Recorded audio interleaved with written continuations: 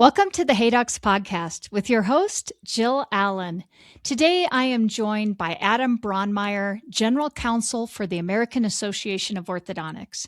Adam works with orthodontists across the country on the legal, regulatory, and advocacy issues that directly impact how practices operate. From legalization and dental board activities to emerging topics like teledentistry and AI, the AAO plays a critical role in representing orthodontists. In this episode, we're breaking down where advocacy is making a difference, what resources are available to members, and how the AAO is prioritizing the issue that matters most to orthodontists. So let's jump in. And now, a word from the sponsors who make this podcast possible.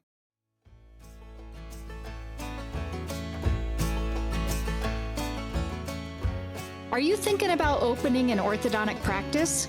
I know, it's a big decision, but saving 25% on the ADEC equipment you need to get started, that's an easy one. Because ADEC has a special program called Smart Start, designed to help you launch your first practice. You get up to 25% off your ADEC orthodontic equipment and furniture.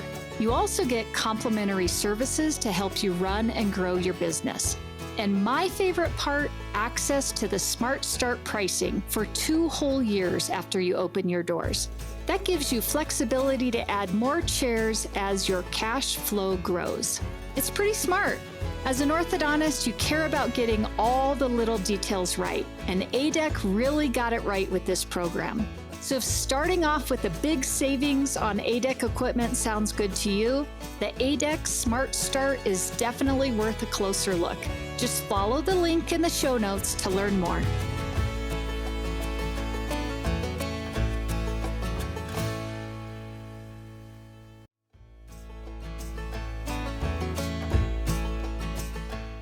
Want a cleaner workflow for orthodontic cases? Meet Clarity Solutions from Solventum, formerly 3M Healthcare. The Clarity portal puts aligners, digital bonding, and retainers in a single streamlined platform. One workflow, fewer handoffs, and more control for planning through retention. Simplify your next case. Reach out to your local Solventum sales rep today or visit us at go.solventum.com/clarity. Again, that is go.solventum.com/clarity to learn more.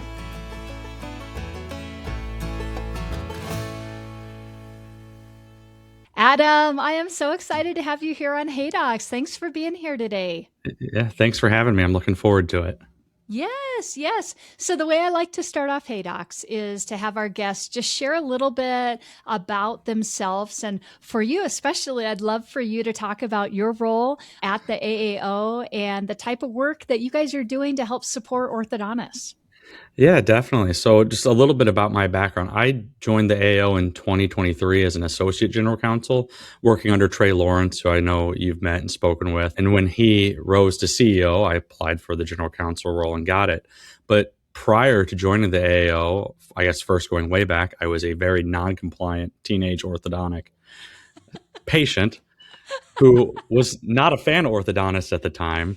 But then moving on, then I went to law school, and I come from a family of healthcare practitioners, so I always wanted to work in the healthcare field. I spent the early part of my career doing litigation, representing physicians and dentists in malpractice defense.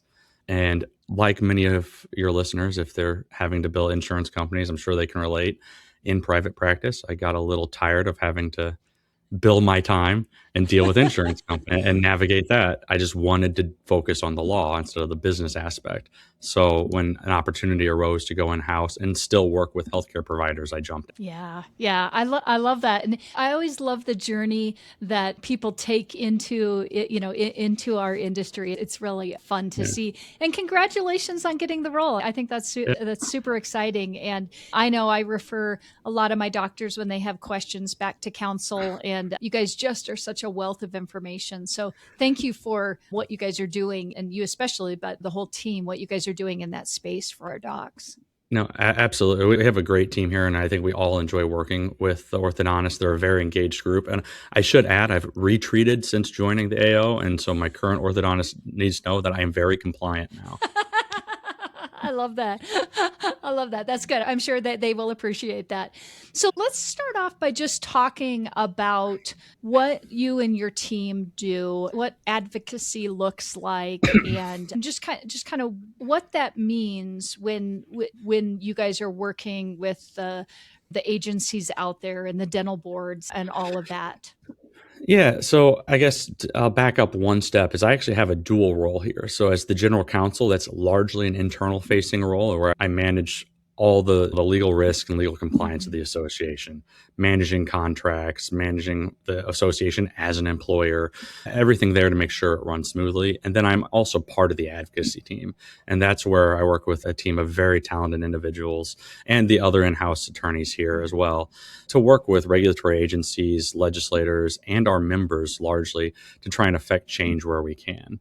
There's not one size fits all approach to any particular issue. And as good as our team is here, we're not orthodontists. So we rely on our members to kind of bring up issues and tell us what matters to them, what's going on in their state. We do as much as we can to monitor, but there's 50 states and there's 6 people on our team.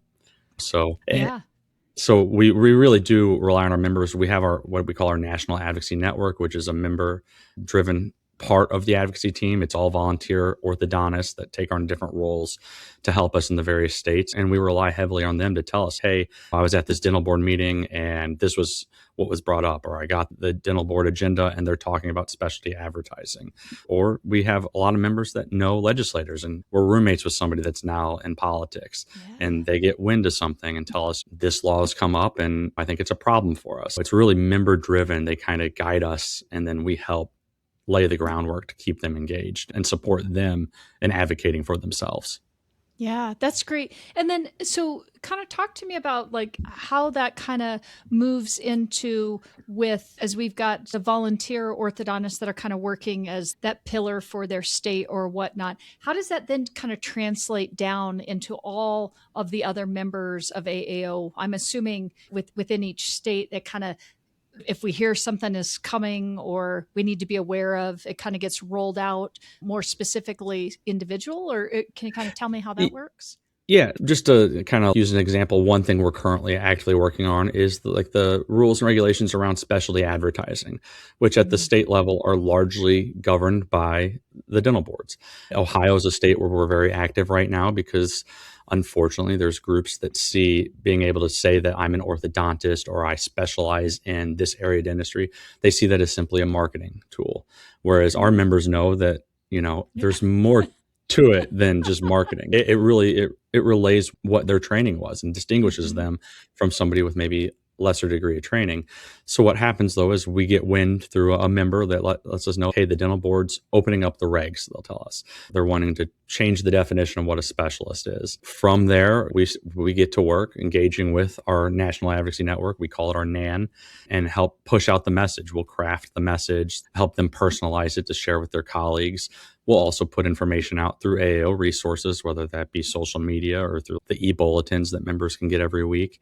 And we'll start having calls to action in there as well. Hey, this is happening in your state. If you're in the state, click here to submit a letter to your local legislators or to attend the dental board meetings. And the advocacy team also will rally support. And I've gone in person to several dental board meetings and we get members to come there and just help guide them on how to speak either in favor of or opposed to certain proposed changes and help them tell their stories. Yeah. Oh, I love that. And I didn't even realize that some of that is even happening behind the scenes, but how wonderful for all of our local orthodontists, because I think it is really difficult. It's hard enough to run a business, let alone keep track of what is happening at even a higher level than your business and not get caught off guard. Yeah. And that's one of the things we kind of struggle with and why it's so important to get members involved is people hear advocacy and they think maybe it's all that glitz and glamour and it's laws are getting passed. But sometimes the big wins aren't the legislation that we get passed or the regulations we get passed, but it's stopping a bad proposal from getting enacted or getting it changed to lessen the effect. Because just like me and the rest of our team who are not orthodontists, most of the politicians out there are not orthodontists either. And that's not to discredit them, but they just don't know. They deal with a lot of issues. So it's trying to get orthodontists a seat at that table before they have to deal with the problem, be more proactive than reactive, proactive. Yeah. Yeah, absolutely. So I want to ask you, there's obviously we've got the specialty advertising component, but I hear a lot about teledentistry and, Yeah. direct to consumer models and some of the different things out there. I'm wondering if you can talk to us about what your approach is. What do we need to be thinking about when we're hearing this? Because I think there's a lot where, when we think about where our industry is moving and AI and how involved do we need to be? Can we be? Where is that line? Especially, I'm thinking with the teledentistry component of it. I'm wondering if you can speak to that and just some of the other maybe key issues that are shaping our profession right now. Yeah, certainly. And the direct consumer issue is a good one to point to. And I will say sometimes we interchangeably say direct consumer or teledentistry, and I may slip into that here. There is a difference, but for our purposes today, I'm talking about direct consumer largely. But first and foremost, our approach to all these issues is actually we're pretty consistent across the board. The most important thing that we look at is how does it affect patient health and safety? How does it affect the Yes. doctor-patient relationship? And then we take it from there and determine how big of an issue it is. Now, obviously, the direct consumer issue is a very big one for patient health and safety. There's I'm going to forget the entire acronym, but the short term name for it is MAUD. It's a database that the FDA keeps that is patients can report it, doctors can report it, manufacturers, if they're feeling kind enough, will also report issues with their devices.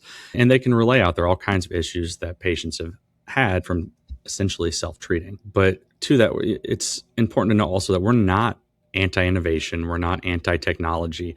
Remote monitoring and other digital tools have their place for sure. They can be very useful. A lot of our members currently are using those things.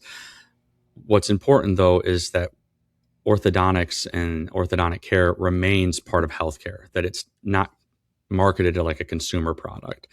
Diagnosis matters, radiographs matter, records matter, treatment planning matters. All of that matters is important to the outcome. Orthodontics is not as simple as taking pictures of your teeth or taking a dental impression that was mailed to your house and receiving a box Right. of plastic aligners in the mail. Yeah. And so, how are you guys trying to help the orthodontist stay safe in some of these, either maybe be kept mindful of changes that are coming or things that are out there? How are you trying to help them in that regard so they are doing what the right thing, but also we aren't having some of the past issues show up that Yeah, that we've well, seen? I would say, unfortunately, and that's a common misconception, is those issues are not in the past. In fact, I think they're probably growing. Technology is developing and accelerating at an incredible rate right now. We're seeing it with AI everywhere, which is a tool that many orthodontists can use, but so can other individuals to try and essentially try their hand at orthodontics. Yeah. Stay in tune with what we're doing. Get your advocacy emails. Stay in touch with the advocacy team. That's the best you can do to stay abreast of what's going on. But how we're trying to help, the clearest example is we have what we call our model teledentistry laws, that we take this set of language that we think would be ideal and then go to various state legislators and try and get it passed in the state. And the core of that is what it boils down to is that what we think is every patient should have an in-person exam with radiographs before beginning orthodontic treatment.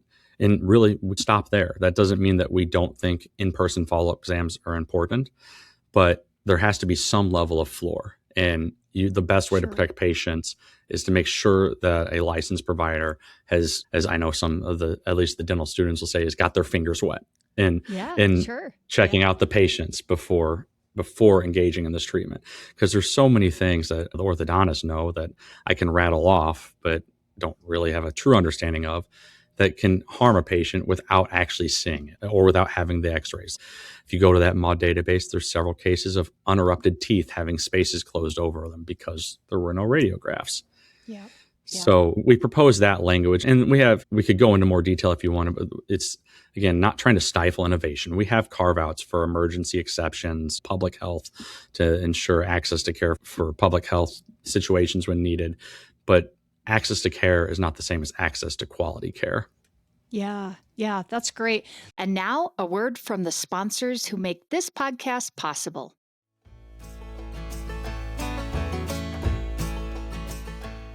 Hey, docs. If your new patient follow-up depends on someone remembering, it's leaking revenue. Greyfinch automates new patient follow-up, texts and emails go out automatically, and your treatment coordinator just checks their tasks list to see what needs a quick call or a more personalized message. That is one of the many reasons I recommend everyone take a look at Greyfinch. It isn't just a follow-up tool, it's a complete practice management software built to help you grow and scale. Stop leaking revenue and get $500 off your startup fee with the Jill Allen special at greyfinch.com/Jill Allen.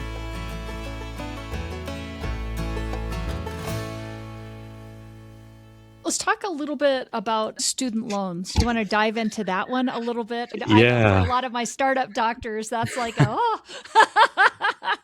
Yeah, that's a big one. It's a hot topic right now, especially on July 4th last year. The One Big Beautiful Bill Act was signed into law, which is now going into effect this year. And it is a rapidly evolving landscape. We're still, to some degree, trying to kind of get our fingers around it and understand how it's going to affect our members. We have a broad sense of how it will, but I think it was just a week ago, the Department of Education finally released their rules for how it's going to implement the law starting in July. So we're still digging through some of that. Part of the issue is just getting the public and policymakers to understand what the issue is. I think everybody out there, we've seen the studies, people have their own experiences. We know the cost of education is going up. Undergraduate education is not cheap. Dental school is not cheap. And then residency programs are not cheap. I know. Yeah. And part of the problem is it seems like people see successful orthodontists and dentists out there, and they also take the approach of nobody made them go to dental school. Nobody made them go to residency, and they made that choice. But the problem, I don't think that's taking the full picture and all the consequences into account. We want to support our members and help come up with ways to help ease that debt burden, because that debt burden has been growing and is an issue that affects their practice. But if they can't even get the loans to begin with to go to school, there are whole swaths of people that might forego dentistry and specialty training. And obviously that'll lower access to care. And then if there's less access to care, there's also going to be increased costs for patients, both through quality of care and actual prices. But also the other thing that we try and relay to people is that the traditional model for dental offices and orthodontic offices is they're small businesses. They'll open up a business in a state and maybe they have a satellite location. But the main thing is they're hiring usually pretty decently paying jobs for staff members. They're having orthodontic assistants, front office staff, billing staff, you name it. And those are all jobs that would be brought into a community that are going to go away if orthodontists can no longer afford to either go into the specialty or can't afford to bet on themselves to take the risk of opening that business. Yeah. Yeah. I love that you guys are working through that because, again, working with so many startup doctors, and gosh, I've been doing this for 20 years now. And to look at where the docs 20 years ago coming out of school, where their debt load was to where it is now, is just incredible. And then we just look at even just the cost of what it takes to open up a startup practice if we are unable to find a practice to purchase. And gosh, talk about just starting so completely upside down. Every doc that's out there, for sure, you're betting on yourself, but you're also just looking at such a longer runway to that path to profitability when you're looking at that, because most people don't have that. It's so rare that I see somebody that comes out of school without debt. Yeah. And I'm guessing what most of the public sees too is they see the office that has been successful, that has survived. You don't see the office that failed, but the doctor's still out there and wanting to provide services. We need to help give them that opportunity. It's an economic engine for every local community that they can have that. Yeah. Yeah. I love it. I love that you guys are focusing on that and putting attention there. So let's kind of shift gears a little bit, and beyond the advocacy component of what you and your team are doing, let's also just talk about some of the other resources, because I feel like a lot of times my docs, yes, they're members of the AAO, but they don't really understand that there are all of these tools that are available out there. And I'm wondering if we can talk a little bit about whether it's marketing support or legal guidance. I use you guys a lot in that area, clinical guidance, resources. Just let's kind of talk about some of those tools out there that docs just may not even know is available to them? Yeah, I guess I'll start with directly what I have a role with, and that's our Legal Resource Center, which you've referred people to. Now, the disclaimer and caveat is we can't give quote unquote legal advice because I can't represent a member, just they can't necessarily treat a patient in any state. But we can give them general and practical guidance and help them prepare to ask the right questions if they need to hire an attorney, or sometimes give them resources so that they don't have to have that expense in the first place. They might have thought they needed an attorney, but all they really needed was just a little bit of guidance. So the Legal Resource Center has all kinds of articles and forms. You can find online our informed consent forms, supplemental consent forms, but also patient dismissal letters, all kinds of releases and waivers, sample contracts, even just to help familiarize themselves with what some of these types of contracts will look like. But then also we have, you call it our catch-all. You can email the Legal Resource Center, which is an inbox we monitor, and it's me or one of the attorneys at the AAO will answer and get back to you as best as we can to answer those questions. It's a free resource for all members out there to talk to an attorney before you pay an attorney. Yeah. What a great resource. And again, I've had a lot of docs where I'm like, I just think you need some counsel on this. To your point, before we really engage somebody that you're going to be paying. And I will tell you that your team has been great. You guys have been wonderful in just directing doctors. And I hope for any of my listeners that are listening, hopefully you don't find yourself in a situation where maybe you need an extra set of eyes or ears on something, but this is part of what you're paying for to be a member. And I think that it's such a huge resource that I hope everybody leans into if and when they find themselves in a position where they need a little extra help. Absolutely. It's free. And we will tell you right away too, if, hey, this is beyond what we can do for you, you need to talk to somebody. And unfortunately, we've had occasions where I've had to say, you need to get off the phone with me and call someone right now. But I would encourage your listeners, reach out earlier rather than later, because hopefully we can head off those situations. Yeah, for sure.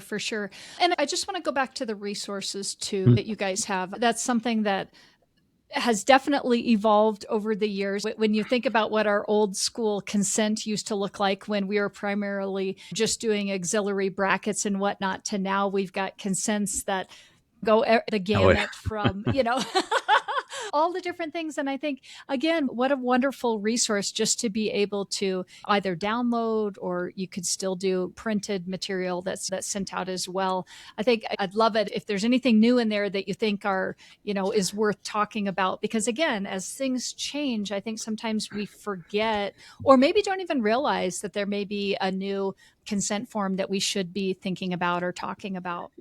Yeah. So we're always looking to develop resources. And just like advocacy, sometimes we don't know we need a resource until a member asks for it. As far as new, I think we'll hopefully in the next couple of weeks, end of the month, be rolling out.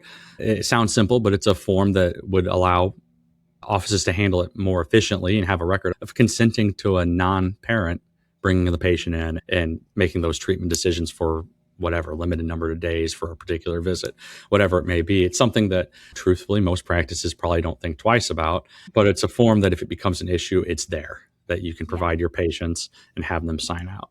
We're always trying to keep our HIPAA forms up to date. Stay tuned on that. There's some proposed rules coming that we're pushing against. But if those rules pass, it has to go with cybersecurity requirements. Obviously, we'll get guidance out there. And then part of what kind of sneaks into some of the Legal Resource Center stuff is also like insurance coding and billing. So I think we're in annual session, actually. So 2 weeks ago now, I can't keep the dates straight. I know. But we did have an e-bulletin article come out that mentioned what some new code changes are coming forward in the next year. So they'll be on the CDT 27, which I also work as a staff liaison for our Council on Orthodontic Benefits, which handles all the coding and insurance resources for the AAO. And we're excited about some of the code changes coming up. Oh, I can't wait to hear. This is, I feel like, what an antiquated system we've got going on right there. So gosh, if there's any new changes or guidelines that are going to benefit us as in the offices, I can't wait to hear. I hope so. I don't have the exact quotes in front of me, but it has to do with we changed a little bit of what the descriptor is for what is comprehensive orthodontic care. And then in combo, the harmful habit codes, devices for harmful habits, are going just to adjunctive treatment codes so that it's clear that you can bill for just devices that aren't automatically considered part of comprehensive care. Oh, that's great. I can't wait. More, to be determined, right? But Yeah, yeah, more to come, whichever way it is. But I mean, yeah. that's super exciting. And as those things come out, I think I just don't even know this. Are these pieces that, like, how do doctors find out about as these changes are coming? Is that in the newsletter? Is that, and like, Yeah. what's the best way that doctors can stay informed on some of these? Because I'm sure there's a lot of docs like, oh, my interest is piqued. What I don't want to miss Yeah. this. Yeah. So yeah, the newsletter, we call it our e-bulletin. That's probably the most consistent way, but I Mhm. get it. Everybody gets tons of emails every Yeah. day. Ours comes out on Friday. I do sign up for it, try and look at it, but otherwise just stay involved. Log into the website periodically or call the legal resource center, call the member services team and just ask. We've got Mhm. a staff here that's always happy to talk to members and help point them in the right direction. We're growing our social media footprint. We're trying to find more and more effective ways to get information to our members, but we're still growing that. Yeah, yeah. Oh, that's wonderful. And I think, like with anything, I know you guys have done a really good job at switching the way you disseminate information and website, keeping up with an up to date website, just all of those things. I think as a larger organization, it's always hard to make sure you're keeping all of these pieces in place. So I really appreciate too that you are doing that. And something as simple as an e-bulletin, we just need to make sure it doesn't hit our spam folders, docs. Open it so it comes into your inbox. But even something as simple as that, just to stay on the forefront of what is happening. This is what I always talk to my docs about. This is, in my opinion, the unsexy side of doing business. We got into it because they want to be in the mouth and great clinicians, but it is our duty as business owners and practitioners within the industry to also stay abreast of what's happening and make sure that we're being informed and doing our part too to make sure that our industry stays safe and secure. As you said, initiatives could be coming about that maybe could be harmful to us by people who may not understand our industry. Yeah, definitely. It's being engaged is the best you can do. You got to let the advocacy team know. If you need a resource, let the legal resource team know. We can't help you unless you tell us what you need. We Yeah. do our best, but like I said, my experience is largely from being non-compliant. Yeah. Yeah. So and I think I know the answer because you kind of just alluded to this, but how do you guys determine where you're going to focus your efforts and how do members play a role in identifying those priorities? Yeah, like I said, and let the advocacy team know. And often how the members find out is they'll here's something the dental board's doing, or they'll just become aware of in their state a new law or regulation or see somebody advertising in a way that's worrisome. And that they just need to let us know. They don't need to know the ins and outs of a regulation or how the process works. If they see something that they think just needs us to take a look at, I'd encourage them to contact us and we can take it from there and organize and coordinate as needed. We can't be involved in every issue either, though. So we kind of look Sure. at trends as a whole, again, at the forefront, what is most affecting patient health and safety. But that's, again, I'll flip it back to the members. They're the ones seeing the patients. If you see a trend out there in a certain modality and you're getting a lot of patients coming in that have been harmed by it, we need to know that. Don't assume that somebody that you're just complaining or that somebody else has already reported it, because they may not have. And Mhm. letting us know is not complaining. It's being diligent and caring for your patients in your profession. Yeah. Yeah. I think that's really great advice. So, as we wrap it up here, if you were to look ahead at our future, what are some areas you think docs should be paying attention to, especially as our industry continues to evolve? Yeah, I think it's all going to have to do with technology, right? Like I said earlier, Mhm. that's just rapidly changing on how we operate and live so many ways throughout all of our daily lives. But I would keep an eye on that and systems that come out that are in any way affecting the doctor-patient relationship. If it changes who controls patient care, I think that's an issue to watch for. And that can be, obviously, the direct consumer is pretty on point for that, but new AI tools that are coming out. We've got the AI white paper that AO released, and if your listeners read that, like a key principle of that is having what we call a human in command. We want to make sure Mhm. that orthodontics remains healthcare. It's not, Yeah. again, it's not a commodity. It's not just a one-time purchase, because it's a biological process. It's serious, as major effects. So making sure that that clinical discretion remains. The orthodontist didn't go to undergraduate dental school and then residency with with at least 3,500 hours of training in that alone to give up that clinical discretion. Yeah. Yeah. Oh, I think that's great. So if somebody wants to find out more about the AAO, more maybe needs to reach out to you, Adam, or the team, or just get access to all these amazing resources that you've talked about, what's going to be the best way that they can do that? Yeah, for the legal resources, just go log in through the member portal, go to the drop down bar that has all the legal resources, and they can just click the button that says submit a question. And like I said, that comes to an inbox that me and the other attorneys will read, and we'll filter it appropriately. If it's truly more advocacy related, they can send an email to advocacy@aaortho.org, and our advocacy team also shares that inbox, and we're constantly monitoring and communicating with members. Yeah, that's great. And now a word from the sponsors who make this podcast possible.